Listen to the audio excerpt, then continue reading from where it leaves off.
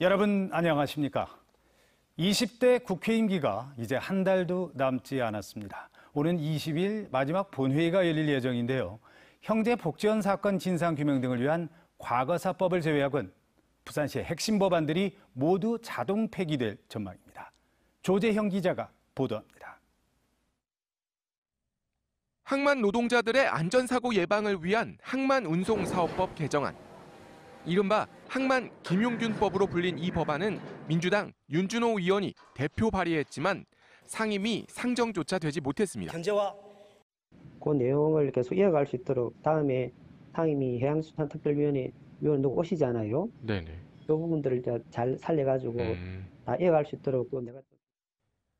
부산시의 핵심 법안이라 할 원자력 안전법 개정안과 사용 후 핵연료에 세금을 매기는 지방세법 개정안, 상수원 수질 개선을 위한 낙동강 수계법 개정안 역시 상임위 심사 단계에서 멈췄습니다. 이들 법안은 오는 29일 20대 국회 임기 종료와 함께 자동 폐기됩니다.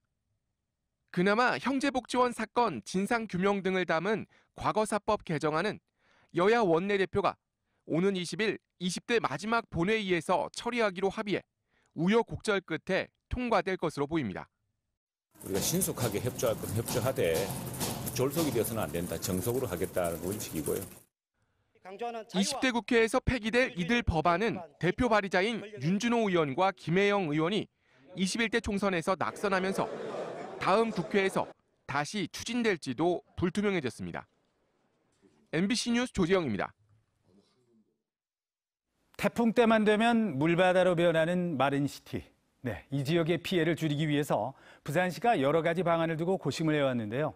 최근 부산시가 기립식 차수벽을 설치하는 방안으로 가닥을 잡고 본격 추진하고 있습니다. 류재민 기자가 취재했습니다.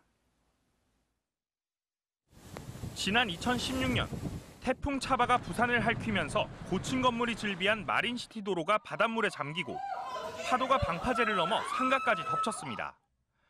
태풍이 올 때마다 마린시티 일대가 물바다로 변하면서 이곳 주민들도 고통을 겪어왔습니다. 해마다 태풍이 올 때마다 트라우마가 생길 정도로 긴박한 상황이거든요. 주민 안전을 위하여 방파제든 차수벽이든 하루속히 뭐든 빨리 차수되어야 된다고 생각합니다. 반복되는 피해를 막기 위해 부산시는 고정 차수벽으로 기존 호안을 높이거나 해상 방파제를 만드는 방안, 바다 쪽을 일정 부분 매립하는 방안, 이 세 가지를 두고 검토해왔습니다. 부산시는 이 가운데 방제 효과가 검증된 방파제안을 줄곧 주장했지만 행정안전부는 경제성도 떨어지고 경관도 해친다며 이를 받아들이지 않았습니다. 그리고 제시한 게 기립식 차수벽입니다. 기존 도로에서 바다 쪽으로 7m가량 매립해 재해 완충 지역을 만들고 그 앞에 테트라포드를 설치한 뒤 재해 완충 지역에 태풍 예보 시 작동하는 2m 높이 기립식 차수벽을 설치하는 겁니다. 경남 창원 마산항에도 조수간만의 차를 막기 위해 기립식 차수벽이 설치돼 있는데요. 이곳 해운대 마린시티처럼 월파 방지 목적으로 세워지는 건 국내에서 처음입니다. 전문가들은 충분한 방제 효과가 있다는 의견을 밝혔고 최근 행안부로부터 보완 대책을 마련하는 조건으로 채택됐습니다. 기반에 대한 조사도 좀 필요할 거고요. 좀 정밀한 그 시설이 들어가야 되는 거다 보니까 저희가 좀 수리 모형 실험도 또 별도로 추진을 할 거고, 그리고 이제 구조 검토 등 이제 안전성 확보를 위한. 하지만 기립식 차수벽의 내구성 등은 아직 검증되지 않은 상황. 부산시는 보완 대책과 행안부의 최종 승인, 그리고 주민 설명회를 거쳐 올해 안엔 공사에 들어간다는 계획입니다. MBC 뉴스 류잼리입니다. 전국적으로 이태원 클럽발 코로나19 확진 환자가 추가되고 있는 가운데 부산에서는 나흘째 신규 확진 환자가 나오지 않았습니다. 부산시 보건당국은 오늘 서울 이태원 일대를 다녀온 27명이 추가됐으며 코로나19 검사를 진행한 결과 확진 환자는 없었다고 밝혔습니다. 부산의 이태원 클럽과 주변을 이용한 사람은 428명으로 이 중 클럽 방문자 2명이 양성 판정을 받았고 408명은 음성, 나머지 18명은 검사가 진행 중입니다. 클럽 방문자와 접촉한 2명이 지난 13일 추가로 양성 판정을 받으면서 부산의 이태원 클럽 관련 확진자는 모두 4명으로 집계됐습니다. 내일부터 시중은행에서 긴급재난지원금 오프라인 신청이 가능해집니다. 부산시는 내일 오전 9시부터 신용카드와 체크카드와 연계된 시중은행 영업점에서 긴급재난지원금 신청을 받는다고 밝혔습니다.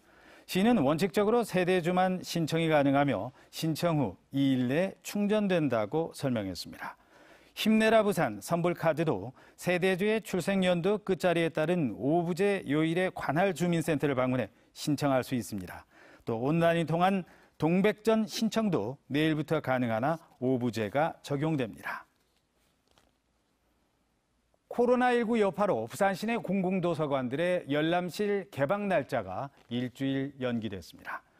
부산시 교육청은 이달 초 코로나19 방역 체계가 생활 속 거리 두기로 전환되면서 시내 공공도서관 14곳의 열람실을 오는 19일부터 개방하려 했지만 일주일 뒤인 26일로 연기한다고 밝혔습니다. 시 교육청은 최근 이태원 클럽발 감염 사태와 교육부의 등교 수업 일주일 연기 조치에 따라서 개방 날짜를 미뤘다고 설명했습니다. 해운대 일대 특급 호텔 2곳이 올해 개장을 앞두고 있는 가운데 지역 경기 회복에 대한 기대와 함께 숙박업 공급 과잉 우려가 교차하고 있습니다. 해운대구에 따르면 다음 달 LCT 랜드마크 타워에 260실 규모의 롯데 특급 호텔이 개장을 앞두고 있으며 오는 8월에는 옛 노보텔 자리에 330실 규모의 신세계조선의 새 호텔이 문을 열 예정입니다. 지역 관광업계에서는 관광 숙박업 활성화에 대한 기대감과 함께 해운대에 22개 호텔이 몰리는 등 공급 과잉에 대한 우려도 함께 나오고 있습니다. 국내 저비용 항공사인 진에어가 부산과 서울을 잇는 항공편을 신규 취항했습니다. 진에어는 이달부터 부산 김해공항과 서울 김포공항 노선에 189석 규모의 보잉 737기를 투입해 하루 4회씩 왕복 운항하기로 했다고 밝혔습니다. 진에어는 부산 서울 노선과 함께 서울과 광주, 대구와 제주 등 3개 노선을 신규 취항했으며 이달 말까지 SNS 이벤트를 통해서 이용객들에게 무료 항공권 등을 제공할 예정이라고 덧붙였습니다. 프로축구 부산 아이파크가 5년 만에 열린 K리그 1부 리그 홈 개막전에서 전북 현대에게 패했습니다.